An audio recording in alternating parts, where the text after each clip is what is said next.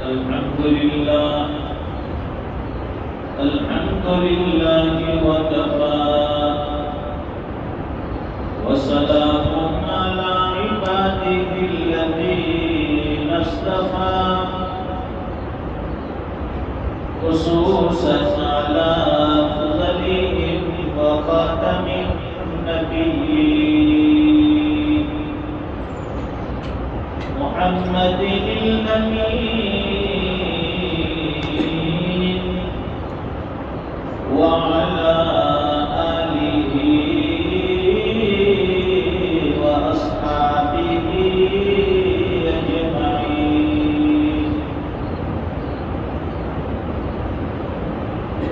أما بعد فأعوذ بالله من الشيطان الرجيم.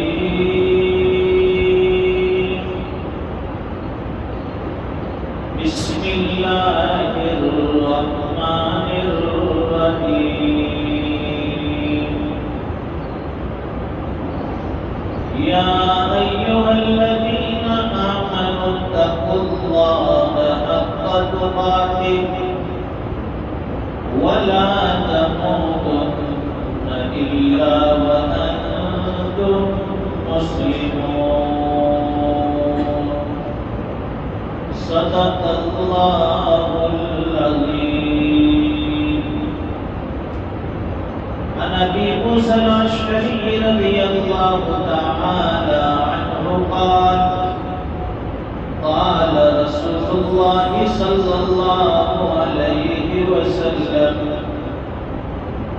المسلم من سلم المسلمون من لسانه ويده. صدق رسوله النبي الأمي الحبيب الكريم.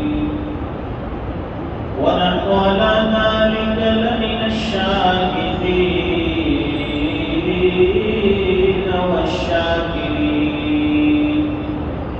والحمد لله رب العالمين. ایک مرتبہ درود پاک پڑھیں. اللهم صل على سيدنا ومولانا محمد وعلى آل سيدنا محمد وبارك وسلم. بزرگوں دینی بھائیوں، اللہ تعالیٰ نے بہت قیمتی زندگی ہمیں عطا فرمائی اور اس سے بھی قیمتی چیز ایمان جیسی عظیم دولت اور نعمت عطا فرمائی بغیر کسی محنت کے، بغیر کسی مشقت کے. اللہ نے ایمان والے کے گھر میں پیدا فرمایا، یہ اس کا احسان تھا. پھر ایمانی ماحول عطا فرمایا، یہ اس کا اور بھی بڑا احسان تھا. دنیا میں کروڑوں کی تعداد میں انسان آباد ہیں اور ان میں سے اکثریت اپنی منمانی زندگی میں لگے ہوئے ہیں. جیسے جی میں آیا زندگی گزارا. ہم پر کسی کی کوئی پابندی نہیں، ہم کسی کے کہنے میں نہیں ہیں، ہم آزاد ہیں. لوگوں نے آزادی کا مقصد یہ سمجھ لیا کہ اپنی منمانی والی زندگی گزارو. انسان کو اللہ نے آزاد نہیں چھوڑا، اسے مکلف بنایا، شریعت کے احکام کا اسے پابند بنایا کہ شریعت کو مان کر چلنا ہے، اللہ اور اس کے رسول کے حکموں کے مطابق زندگی گزارنی ہے.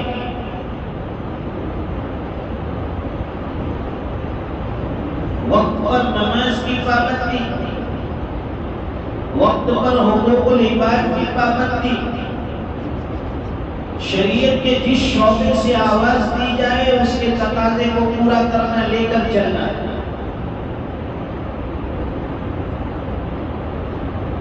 حضور پاک صلی اللہ علیہ وسلم نے ہمیں زندگی گزار کا بتا دیا۔ پچھلی جمعہ میں جو حدیث شریف آپ نے خدمت میں پیش کی، اس میں یہی چیز بتائی کہ شریعت پر چلنا بھی ہے، عمل بھی کرنا ہے، لیکن اللہ کے حکموں کے مطابق اور جناب رسول اللہ صلی اللہ علیہ وسلم کے طریقے کے مطابق۔ ایسا نہیں ہے کہ جب جی میں آیا تو عبادت کر لی، جب جی میں آیا یہ کر لیا، جب جی میں آیا وہ کر لیا۔ شریعت کون سے وقت پر ہمیں کس چیز کا حکم دیتی ہے، اس کا خیال رکھا جائے۔ تو پچھلی جمعہ میں یہ بات عرض کی تھی کہ بھئی نماز ایک بہت بڑی عبادت ہے،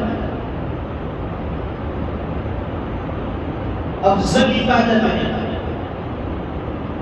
اس میں ذکر بھی آ گیا، اس میں تلاوت بھی آ گئی، اس میں سجدے بھی آ گئے، اللہ کے سامنے جھکنا بھی آ گیا۔ بہت بہترین عبادت، افضل عبادت نماز۔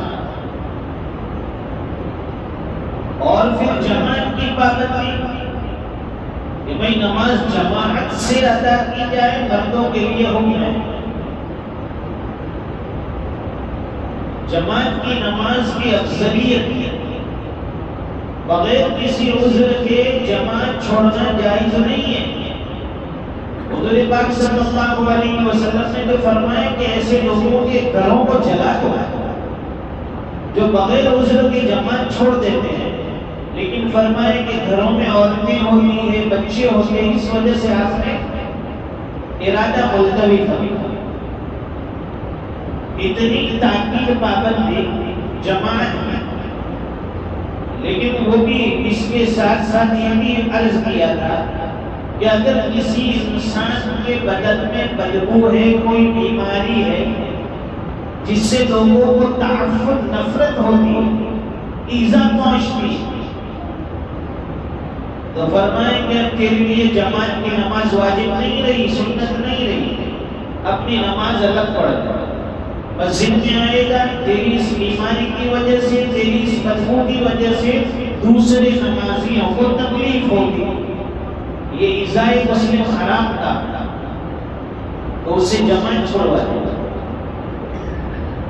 اسی طرح باڈی میں کہیں بھی بدبو ہے، گندگی ہے، کچا پیاز کھا لیا، کچی لہسن کھا لی، اب اس کی خوب بدبو منہ میں رہ گئی، اور ایسے میں آ کے نماز میں شریک ہوا، اب دوسرے لوگوں کو تکلیف ہوگی۔ تو فرمائیں کہ گندے کو لے کر مسجد میں مت آیا تھا، ایسے لوگوں کو بھی مسجد میں آنے سے روکا گیا جو صفائی نہیں کرتے۔ اور فرمائیں کہ مسجد میں نماز پڑھ رہے، بہت اچھی عبادت ہے ماشاءاللہ، صف اولیٰ کے پابند ہیں، لوگ پہلی صف میں نماز پڑھ لیتے ہیں، بہت اچھی عبادت ہے۔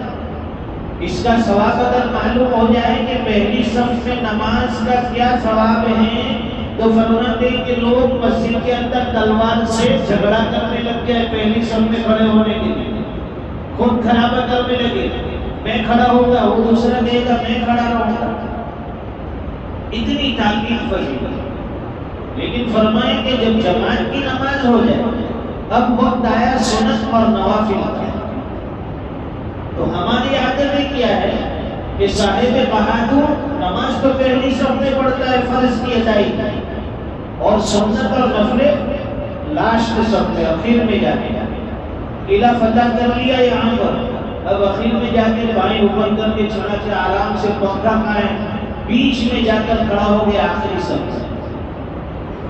اب اس کے یہاں کھڑے ہونے سے گزرنے والے کو تکلیف ہوگی، جان بوجھ کر ایسی جگہ کھڑا ہونا کہ جہاں لوگوں کے گزرنے کی جگہ ہے، لوگ نماز سے فارغ ہو کر گزریں گے اور ہم نے وہاں نماز کی نیت باندھ لی، ہماری سنتوں اور نفلوں کی وجہ سے اگر لوگ آگے سے گزر گئے تو اس کا گناہ بھی ہمیں ہوگا۔ اس سے بھی بچایا جائے۔ تلاوت قرآن عبادت ہے، بہترین عبادت، اس سے بہتر ذکر کوئی ہو نہیں سکتا تلاوت قرآن سے۔ اور اس میں بھی فرمایا کہ بلند آواز سے تلاوت کرنا یہ افضل ہے، ہر حرف پر 10 نیکیاں ملتی ہیں، دل کا ضبط دور ہوتا ہے، جو گندگی ہے دل کی میل کچیل وہ صاف ہوتا ہے، ایک خزانہ نیکیوں کا جمع ہو رہا ہے تلاوت قرآن کے وقت۔ فرمایا کہ بلند آواز سے تلاوت کرنا افضل ہے آہستہ کرنے کے مقابلے، لیکن فرمایا کہ اگر ہمارے بلند آواز سے تلاوت کرنے کی وجہ سے کسی کی عبادت میں خلل ہوتا ہے، کسی کے آرام میں خلل ہوتا ہے، کسی کو تکلیف پہنچ رہی ہے، فرمایا کہ اب بلند آواز سے تلاوت مت کرو، آہستہ۔ یا ہمارے پڑوس میں کوئی نماز پڑھتا ہے، ہم زور زور سے تلاوت کریں گے، اسے خلل ہوگا، کوئی سویا ہوا ہے اس کے آرام میں خلل ہوگا۔ ان چیزوں کا خیال رکھا جائے، ہم حجت بازی پہ آ جائیں۔ اگر ہمیں کوئی سمجھائے کہ تھوڑا آہستہ تلاوت کرو، تکلیف ہوگی، قرآن کی تلاوت میں آپ کو تکلیف ہوگی، حجت بازی۔ شریعت نے منع کیا ان چیزوں سے، ہم اسے سمجھتے نہیں۔ دیکھیے حضور پاک صلی اللہ علیہ وسلم تہجد کے لیے بیدار ہوتے ہیں، آپ پر تہجد واجب فرض تھی، امت پر نہیں۔ یہ 5 وقت کی نہیں پڑھ سکتے، اگر تہجد فرض کرتے تو کیا حال ہوتا؟ رات کو 2-3 بجے تو سونے کی عادی ہے ہم لوگ، فجر بھی نہیں نصیب ہوتی۔ جب سے اینڈرائڈ موبائل آیا، یہ مصیبت واٹس ایپ، یوٹیوب، فیس بک، انسٹاگرام، جب سے یہ مصیبت آئی ہے جوانوں کی راتیں موبائل میں نظر ہو گئی، ہمارا جوان تباہ ہو گیا اس کے پیچھے۔ بھائی رات کو سو جاؤ، 2 GB 2.5 GB اس کا کوٹا جو ہے وہ پورا کرنا ہے، جب تک پورا نہیں کرے گا 1 بجے کا 2 بجے کا سوئے گا نہیں، اور راتیں برباد۔ تو پھر تہجد کی توفیق کہاں سے ہوگی؟ پھر وہ جوان فجر کی نماز میں کہاں سے آئے گا؟ یہ گھر گھر کا رونا ہے، ہر مسجد کا رونا ہے، جوان نمازوں میں غائب، فجر کی نماز میں بوڑھے نظر آئیں گے۔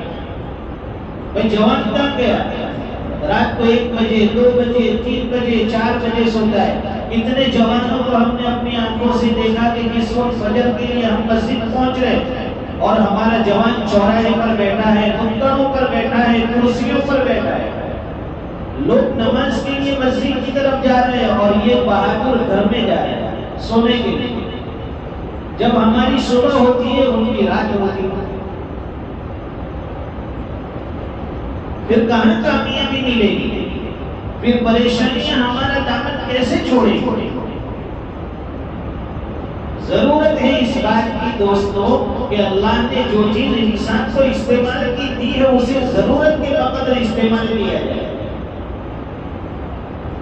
2 GB کا مطلب یہ نہیں کہ اس کو پورا ہی کرنا ہے، نہیں کریں گے تو وہ امبانی والے اور جیو کمپنی والے آپ کا مقدمہ دائر کریں گے، کیس کر دیں گے۔ ایسا نہیں، رات کو جلدی سونے کی عادت ڈالو، صبح سے جلدی اٹھنا سیکھو۔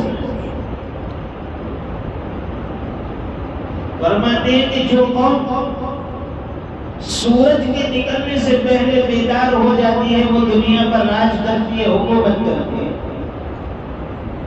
ایک دور تھا کہ صبح تہجد کے وقت کسی بھی مسلمان کے محلے سے گلیوں سے گزرتے چلے جاؤ، قرآن کریم کے ہمہمے اور زمزمے کی آواز آتی ہے۔ لوگ تہجد میں کوئی اللہ کے سامنے رو رہا ہے، کوئی ذکر میں مشغول ہے، کوئی تلاوت قرآن میں مشغول ہے، ایسی میٹھی میٹھی آوازیں گلیوں سے محلے سے آ رہی ہیں۔ آج وہ نورانی ماحول ختم ہو گیا۔ ہمارا جوان دیوانہ بن گیا موبائل کا، اپنی جوانی کو گنوا رہا ہے، اپنی جوانی کو برباد کر رہا ہے۔ تو فرمائیں کہ دیکھیے ٹیلی فون پر لمبی بات کرنا یہ بھی ایذائے مسلم ہے۔ ہم بغیر سوچے دھڑا دھڑ فون کر دیتے ہیں، رات کو 1 بجے 2 بجے، کئی مرتبہ ہمارے اوپر بھی فون آتے رات کو 2 بجے 2:30 بجے 2:30 بجے، اٹھا لیا فون، بھائی کیا ہوا؟ کہ مفتی صاحب ہم دوست کو بیٹھے آپس میں ذرا بحث ہو گئی یہ مسئلے کے بارے میں، اس سے ذرا جواب دیجیے۔ ارے اللہ کے بندے رات کو 2 بجے یہ مسئلہ پوچھنے کا وقت نہیں ہے، تو جاگ رہا ہے، دوسرے کو آرام کرنے دے۔ اور پھر فون پر لمبی لمبی گفتگو، پوچھیں گے نہیں۔ فون کے آداب میں سے یہ ہے کہ فون کرنے والے کو پہلے میسج چھوڑا جائے کہ میں آپ سے بات کرنا چاہتا ہوں۔ اگر اس کا سیدھا سادہ موبائل ہے تو اس سے پہلے فون کر کے ایسے مناسب وقت میں کہ اس کے آرام کا وقت نہ ہو، اس کے کام کاج کا وقت نہ ہو، تو فون کر کے اجازت دے بھائی مجھے آپ سے بات کرنی ہے لیکن تھوڑی لمبی بات کرنی ہے، ابھی اجازت ہے یا آپ جو وقت بتائے اس وقت میں فون کروں؟ نہیں، یہ تو لگیں گے دھڑادھڑ۔ وہ کہتا ہے کہ تھوڑا فارغ ہو گئے، نہیں سنو میری بات سنو، لمبی لمبی باتیں، اللہ کی حفاظت، اللہ کی پناہ، وقت برباد ہو رہا ہے، ضائع ہو رہا ہے۔ اس لیے فون پر لمبی بات بھی نہ کی جائے بقدر ضرورت۔ حضور پاک صلی اللہ علیہ وسلم نے فرمایا المسلم من سلم المسلمون من لسانه ويده۔